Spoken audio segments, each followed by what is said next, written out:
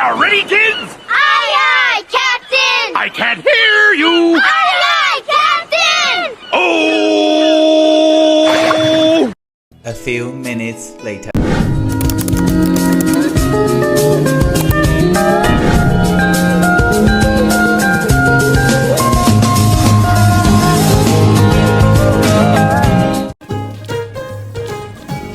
Nah, ketika santai di rumah, mungkin teman-teman pernah menonton serial SpongeBob.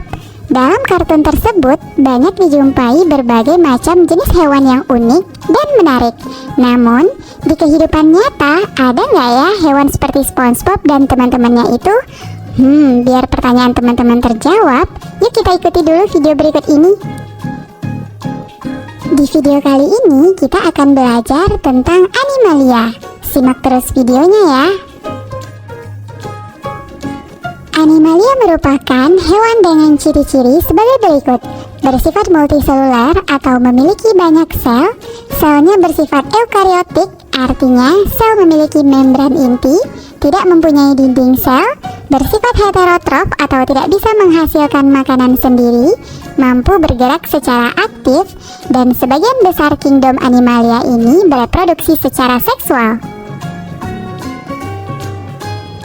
Kingdom Animalia dapat dikelompokkan menjadi beberapa jenis. Pertama, berdasarkan simetri tubuhnya.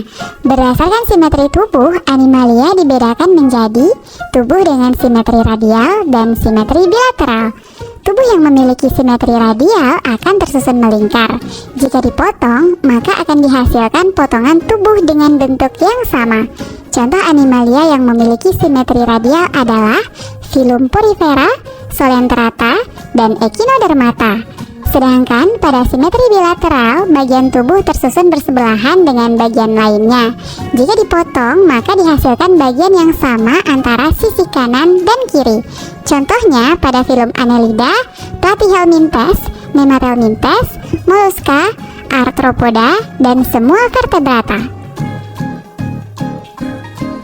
Pengelompokan Animalia berikutnya adalah berdasarkan lapisan penyusun tubuh. Terdiri dari lapisan diploblastik dan triploblastik. Lapisan diploblastik tersusun atas dua lapisan, yaitu lapisan luar ektoderm dan lapisan dalam endoderm. Sedangkan triploblastik terdiri dari tiga lapisan, yaitu lapisan luar ektoderm, tengah mesoderm, dan dalam endoderm. Nah, hewan-hewan triploblastik juga dibedakan berdasarkan ada tidaknya rongga tubuh, yaitu Acelomata merupakan hewan yang tidak mempunyai rongga di antara usus dan tubuh terluarnya, contoh filum Platyhelminthes. Pseudocelomata merupakan hewan yang mempunyai rongga dalam saluran tubuh yang berisi cairan tanpa dibatasi jaringan dari mesoderm, atau disebut juga rongga semu, contoh Nemathelminthes. Celomata memiliki rongga tubuh yang berisi cairan dan mempunyai batas yang berasal dari jaringan mesoderm, contoh Annelida. Berdasarkan ada atau tidaknya tulang belakang, kingdom Animalia dibagi menjadi dua, yaitu invertebrata dan vertebrata. Invertebrata merupakan hewan yang tidak memiliki tulang belakang, sebaliknya vertebrata memiliki tulang belakang. Dan film-film yang termasuk divisi invertebrata antara lain Porifera, Cnidaria, Platyhelminthes, Nemathelminthes, Annelida, Mollusca, Echinodermata, dan Arthropoda. Kita akan membahasnya satu persatu. Kita mulai dari filum Porifera. Porifera merupakan hewan dengan tubuh berpori atau dikenal juga dengan hewan spons. Hewan ini memiliki karakteristik umum sebagai berikut. Memiliki simetri tubuh radial, tubuhnya terdiri dari dua lapisan atau diploblastik. Porifera berkembang biak dengan dua cara, secara aseksual dengan tunas dan fragmentasi, sedangkan secara seksual dengan hermaprodit. Hewan ini hidup menetap di dasar perairan. Selanjutnya, kita lihat struktur tubuh dari Porifera. Pori-pori pada Porifera disebut ostium yang berfungsi sebagai mulut. Ostium tersusun atas saluran-saluran kecil yang bermuara pada rongga tubuh dan berakhir pada saluran pelepasan yang disebut osculum.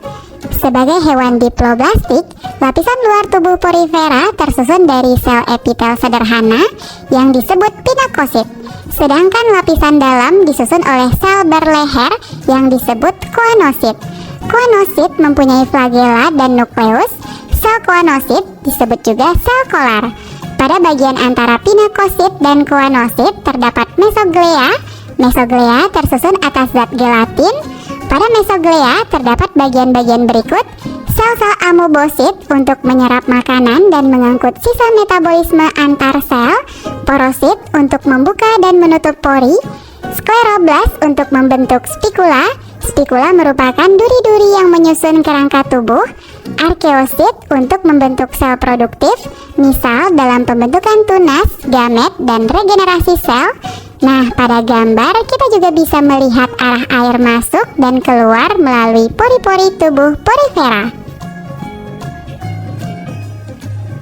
Teman-teman, inilah catatan untuk struktur penyusun tubuh porifera. Dari lapisan terluar yaitu sel pinakosit, sel bagian dalam koanosit, sel penyerap makanan amoebosit, tempat masuknya air porosit, membentuk spikula dengan kerangka tubuh skleroblast, dan membentuk sel produktif arkeosit. Bisa dimengerti ya? Porifera memiliki saluran air yang unik. Air masuk melalui dinding tubuhnya yang berpori. Air tersebut kemudian disaring oleh sel-sel koanosit. Pada bagian dalam sel-sel ini terdapat flagela yang berperan menangkap makanan yang terangkut dalam air. Setelah itu, makanan dicerna di dalam koanosit. Setelah dicerna, makanan diedarkan oleh sel-sel amoebosit ke sel-sel lain.